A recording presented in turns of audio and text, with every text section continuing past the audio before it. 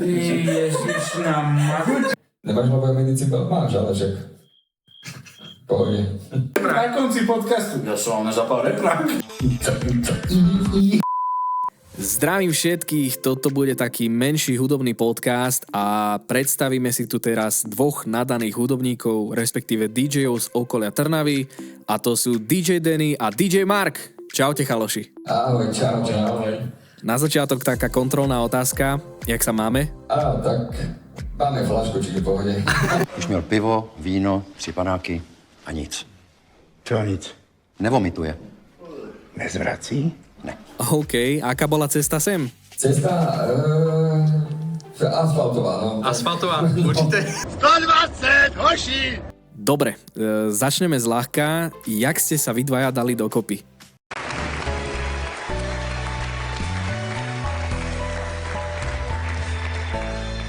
To už je nejaký piatok asi, že?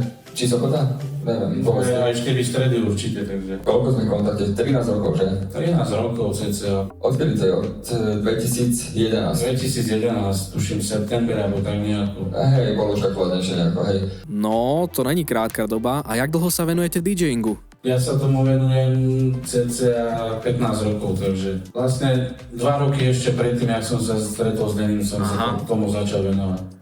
Tiež to vychádza nejako na tých 15-16 rokov. Ja som si sledoval na začiatku tie videá, že ako to vlastne celé funguje, ako to prebieha, čo sa tam vlastne deje, aká tam je vlastne interakcia s tým davom, akým spôsobom sa dajú naplniť tie podniky, alebo respektíve kluby tanečné, takže... Toto je veľmi zaujímavá téma, ale k tomu sa ešte dostaneme.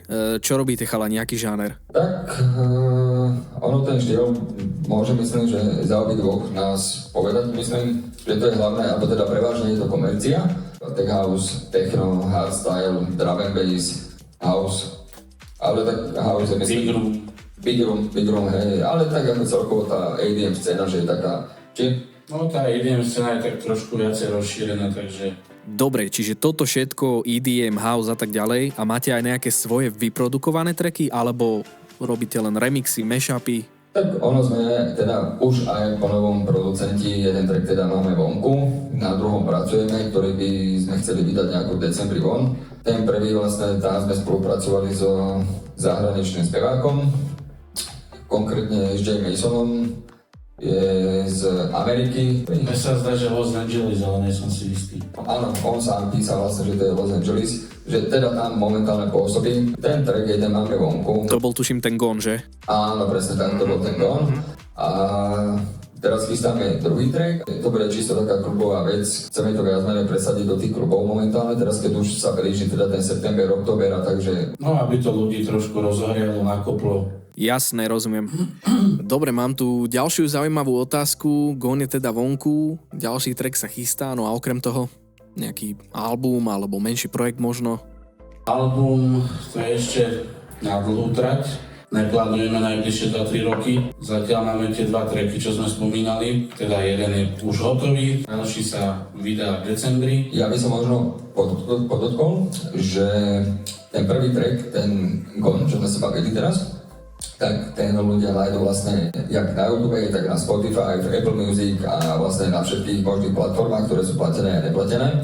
Tell me where you've gone, where you've gone, now that I need you, now that I need you. Tell me where you've gone, where you've gone, now that I need you, now that I need you. Tell me where you've gone. Možno na budúci rok aj na Markízeho nájdu, ale...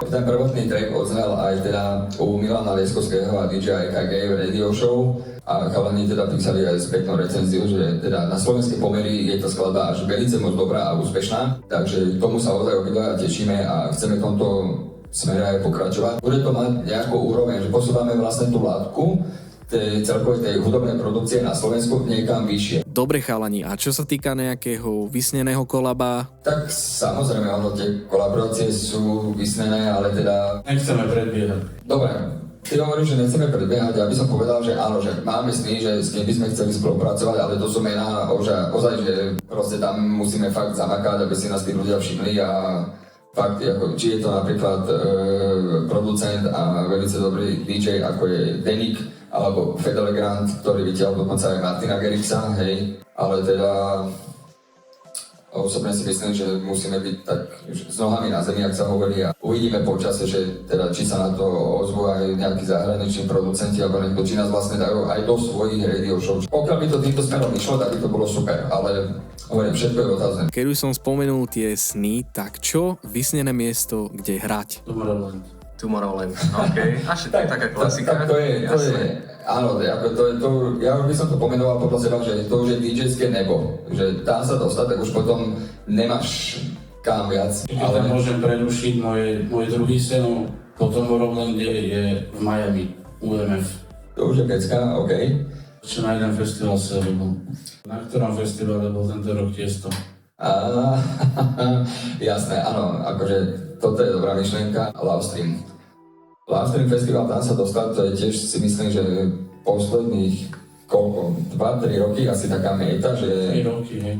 Ako na slovenského producenta a DJ-a hrať na takomto festivale na mainstage si myslím, že je obrovský rešpekt a veľká poklona. Akože festivaly sú celkovo super pre DJ-ov, aby sa ukázali, ale škoda, že ho tento rok museli teraz na venči zrušiť, alebo čo? Ja som tam osobne bol, ako okolo tej 8, pol 9 už sa fakt ako zaťahovalo, ale ešte to neriešili tí organizátori. Potom okolo už tej 9 už fakt ako začal aj vietor jedno s druhým. Všetci sa nahrnuli do stanu, do toho veľkého, kde bol druhý stage vedľajší. A potom už sme videli na veľkoplošnej obrazovke, že sa nemáme schovávať pod stanom. Hej, to bolo vlastne to, že sme spolu komunikovali. A to som ti písal, že nechoďte tam, lebo tam je vlastne tá konštrukcia, že aby náhodou keby tam blesky utrel, aby sa ma bolo čo nestavilo. Potom na main stage bolo napísané, že o 22:00 budeme pokračovať, takže všetci išli z areálu pred sa schovať, pretože začalo pršať. O 22:00 sa vlastne pokračovalo, tam potom vystúpil Macklemore, ak si dobre pamätám. Kámo, presne tak, a to bola neskutočná show. Ja som to pozeral, tiež som to mal predplatené a ako to bol masaker, ako za mňa. Vlastne main stage sa potom uzavrela, skončila a potom už... Vlastne ostala iba tá elektronická stage. Aha, takže oni to museli presunúť na inú hodinu. No sranda. V nedeľu bol Dimitri Vegas, Like Mike. Oni zrušili let, oni mali byť priamo ako v sobotu, ale s tým, že ich zrušili let, tak ich presunuli na nedeľu. Vlastne dá sa povedať, že robili support priamo Tiestovi po x rokoch, myslím, že po 10 alebo 13 rokoch. 13 rokoch prišiel som na Slovensko a zase zadelil takú show, jak je to u neho vo zvyku, asi tak by som to definoval. Jasné, no. Mne sa ešte, čo sa týka tej nedidžeskej stránky, mne sa fakt ako ľúbila show speváčky Ina. Zase mne sa páčil strašne aj 50 Cent. To je zrovna interpret, ktorý má čo povedať takisto ako Macklemore. A napríklad mne sa páčilo strašné vystúpenie aj Rity Ori, že zadelila fakt dobre. Nehovoriac o tom, že potom sa ešte vo VIPčku bavila, hej, že... To je pravda, hej. Sme radi, že takýto festival máme aj na Slovensku, pretože ten festival naberá potenciál a naberá strašne obrovské množstvo klientely. Teraz ma tak napadla jedna zaujímavá otázka, že ako vlastne prebieha taká vaša bežná príprava pred tým, jak idete spolu hrať? Čo to vlastne všetko obnáša? Asi nejaká skúška? A čo ďalej? Tak väčšinou si pripravíme tracky doma. Vždycky sa stretneme buď u jedného alebo u druhého. Popripravujeme si nejaké tracky, kto čo bude hrať. Porozdeľujeme si, že ty budeš hrať komerciu, ty tech house.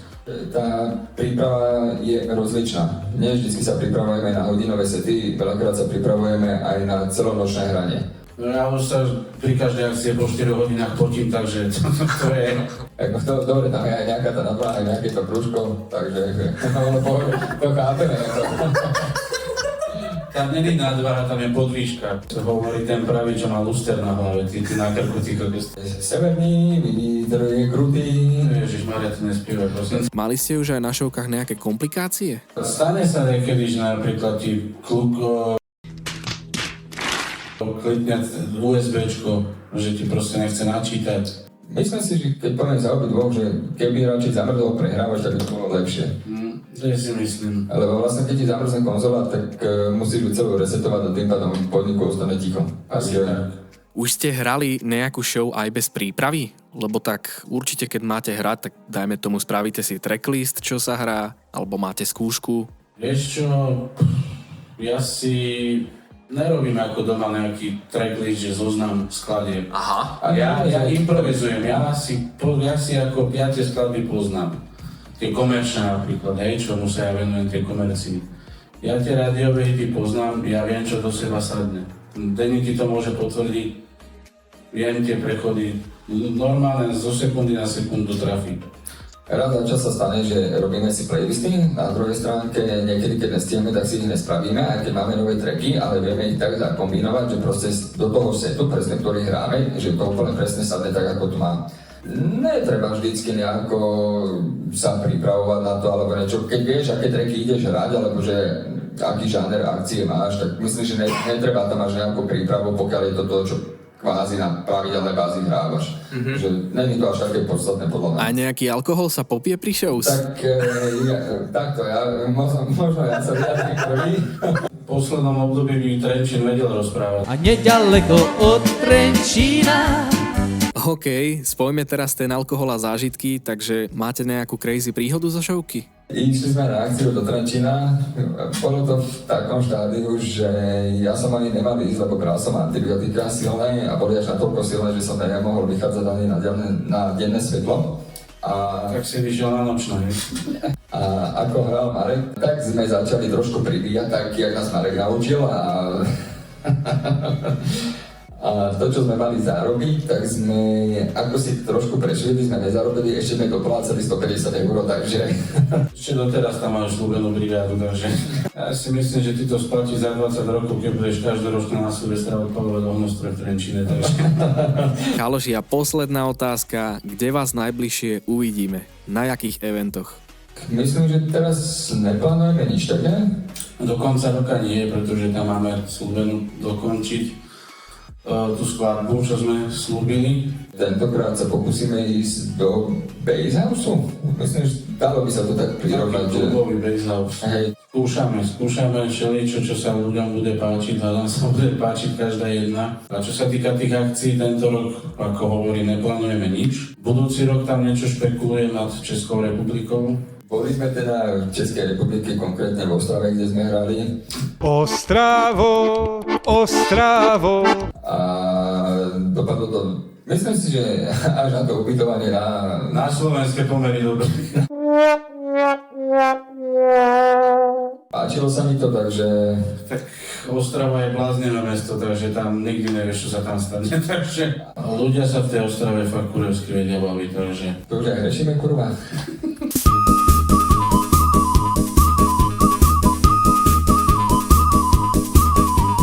Nehreš do piči. Dobre, nemusíš ma uražať, ty kokot. Kľúci, díky moc za pokec, moc vám držím palce s tým novým trackom, rád som vás videl, rád som vás počul a dúfam, že sa o vás diváci veľa nového dozvedeli. Toto sú za mňa ľudia, ktorí na tom dreť chcú a je to vidieť na kvalite. Bežte si pustiť track Gone cez Spotify, Apple Music, cez úplne hocičo, cez čo bežne počúvate hudbu. No a my sa vidíme pri ďalšom pokeci a chalanom ešte raz ďakujem za účasť. Čaute. Ďakujem veľmi pekne, bolo to super. Tešíme sa a dúfam, že sa uvidíme onedlho.